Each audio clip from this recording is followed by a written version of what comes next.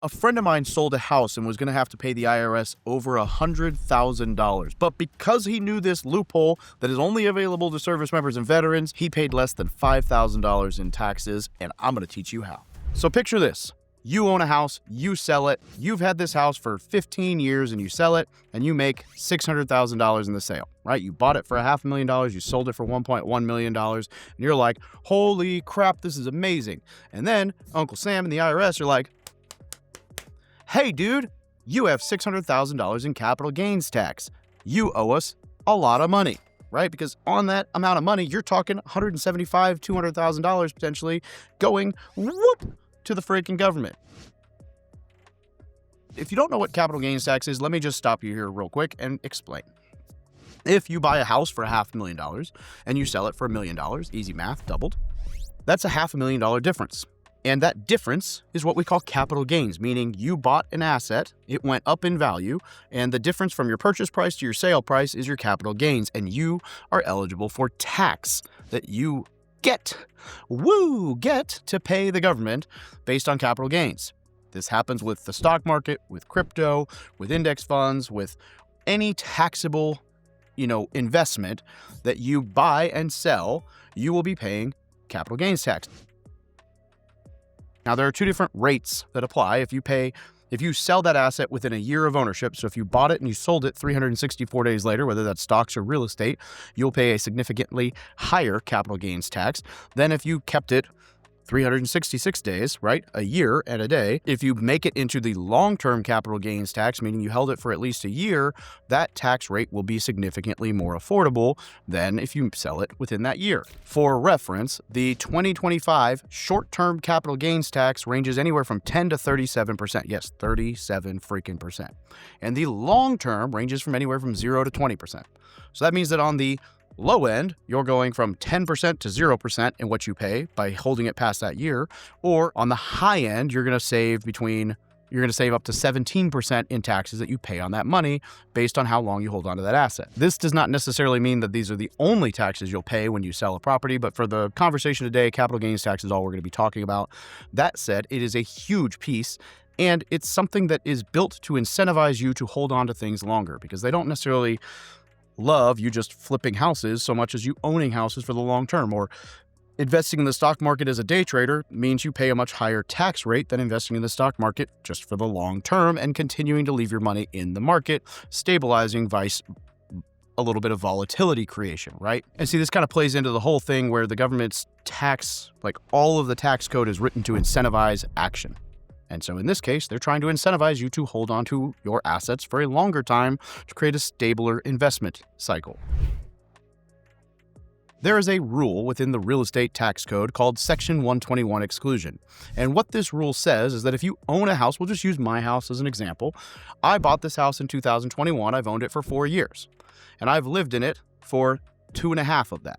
So if I was to sell this house today, I would be exempt from paying capital gains tax for up to $250,000 because I'm single, or $500,000 if I was married, because the rule says you have to have lived in the place for 24 cumulative months out of the past 5 years, which means if I lived in it for that first year, moved out for 2 years, lived in it for another 13 months, and then moved out again, as long as it was 24 total months within that 5-year window from the day it sells back, I would be exempt from that $250,000, right? And I'm trying to keep this somewhat simple, so hope it's not too complex. Hope my little graphics help you out.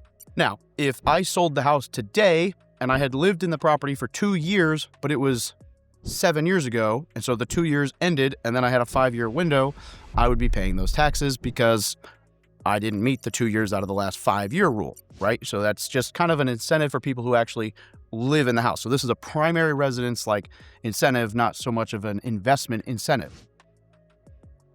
But here's where this gets crazy.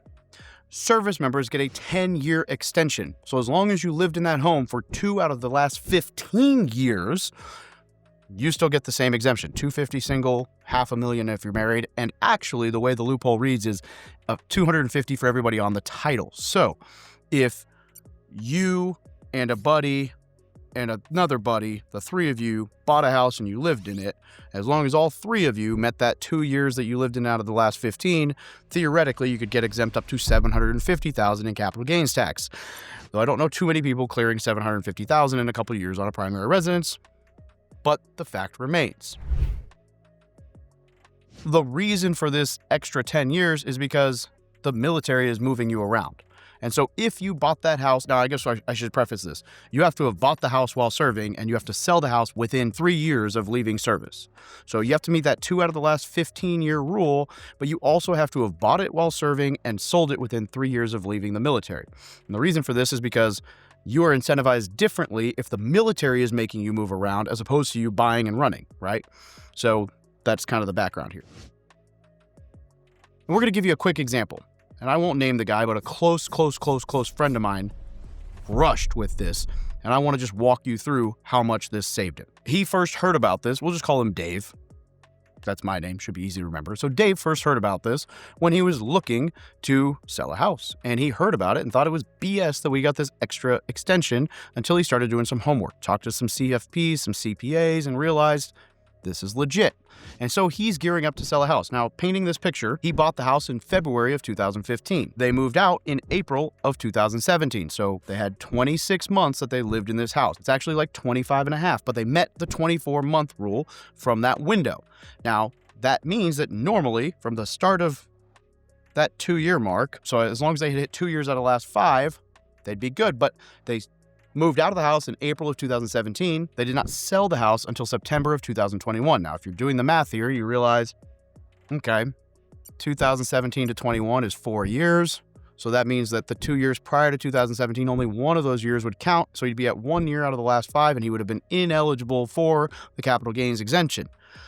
But he bought it active duty, and he sold it while still active duty, which means that from 2021, as long as he'd lived in it for 2 years, from 2016 on, he got that extra 10 years, he meets the rule, which he did. Cha-ching! He bought the house for $585,000. This was in San Diego County. And he sold the house for $1,006,000. So the principal left on the loan, meaning what they'd paid the loan down to, was like just under $480,000, meaning that their net proceeds when they sold this house was like $464,000 in their pocket. And again, he's married. So let's just real quick synopsis. Had he been a civilian, he would not have met the 2 out of the last 5-year rule. Military, he meets the 2 out of the last 15-year rule, and he's married, which means he can go up to $500,000 in capital gains tax exemption. They netted like $463,500 in capital gains tax that would have been taxed had he not bought the house and sold it while serving in the military. For reference here, the rough math, and I don't have access to tax returns, I'm just going off the storytelling and asking him a couple questions. The rough math on this is that he probably would have owed roughly around $85,000 in taxes to the IRS for the sale of that house. And instead, he owed $0.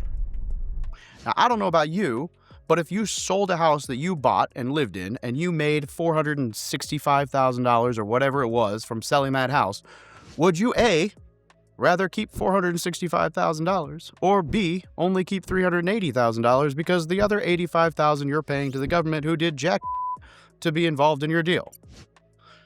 Yeah, exactly. So this Section 121 exclusion for capital gains tax is a huge benefit to active duty service members or those who left the military and sell their house within 3 years to allow you to take up to 20% in today's current tax brackets that you get to save that would have been lost to the IRS. Nothing you could have done about it. For those of you who are real estate investors here and you're going to comment 1031 exchange, well, this is for primary residences, so unless you bought your primary residence within an LLC, you can't do a 1031. So that's beyond the scope of this video, but 1031 is another way that you can avoid taxes. But here's the real kicker. The 1031 doesn't allow you to eliminate taxes. It just defers them until later, and eventually you either pay them or you defer it all the way until you're dead, and you don't actually get to ever enjoy that money you saved. Whereas the Section 121 exclusion erases those taxes, and you get to enjoy that money on day one. Right? So this is the best and the only thing like it that I know of way to avoid taxes without doing some crazy deferment strategies with real estate. So this adds some credence to the idea that if you buy a 2, 3, or 4 unit and you live in one unit, rent the rest, which is my favorite strategy, the VA stack, or you just buy like a 5-bedroom single family house, and you rent 4 of the rooms out and live in one of them, in either of these scenarios, which is I think the absolute best way to get started in real estate, especially with your zero down VA loan, you now also on the back end get a huge tax advantage when you sell that house, provided you meet the rules that I have already explained. The 2 out of the last 15, bought it on active duty, sold it within 3 years of leaving active duty. First, of course, I want you to do the whole like, comment, engage, subscribe bull that makes YouTube think this video was valuable. But what I really want you to do is this. I want you to pay attention to some of the videos I have on real estate, especially on VA stack and house hacking, and understand that you have an incredible wealth building tool at your fingertips that only service members and vets have access to, and that can absolutely set you up for success in life. And I want you to know that, and I want you to start to learn these things so that you can use this to your advantage and be set up for absolute financial freedom and success when you leave the military. On that note, I host a free training every Tuesday that talks about this in detail and tells you how to do some of these strategies. So if you scan this little QR code right here, I will teach you the ways. And if you don't, that's fine. Comment down below if you got something out of this video, or just go away and off. I don't know what to tell you.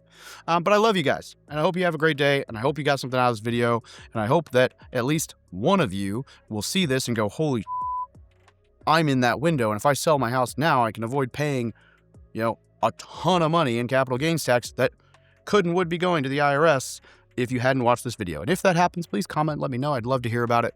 Have a great day.